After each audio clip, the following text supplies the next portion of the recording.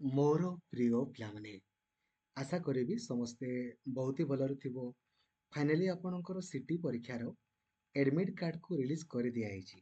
ଆପଣ ସିମ୍ପଲି କ'ଣ କରିବେ, scrt.samsodisha.gov.in ଯିବେ। ଦେନ୍ ଲେଖା ହେଇଛି ନା mock test download admit card, ୟା ଉପରେ କ୍ଲିକ୍ କରିବେ। ଦେନ୍ ଏଇଠି ଲେଖା ହେଇଛି ଆପଣଙ୍କର ଡାଉନଲୋଡ୍ ଏଡମିଟ୍ କାର୍ଡ଼, ୟା ଉପରେ କ୍ଲିକ୍ କରିବେ।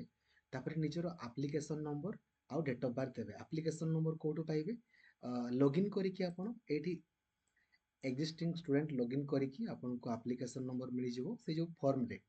ଆଉ ଡେଟ୍ ଅଫ୍ ବାର୍ଥ ଆପଣ ଦେବେ, ଆଗ ଇୟର୍ ଦେବେ। ଆଗ ଇୟର୍ ଧରାଯାଉ ଆପଣଙ୍କର ଡେଟ୍ ଅଫ୍ ବାର୍ଥ 16 ଅକ୍ଟୋବର 2000, ତ ଆଗ ଆପଣ 2000 ଆପଣଙ୍କର ଦେବେ।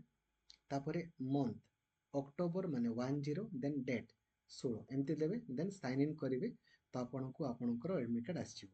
ଆଉ ସିଟି ପରୀକ୍ଷାରେ ସୁନିଶ୍ଚିତ ବହୁତ ଇଜି, ସିଟି ପରୀକ୍ଷା କ୍ୱାଲିଫାଏ ମାନେ ଆଖି ବୁଜି କ୍ୱାଲିଫାଏ।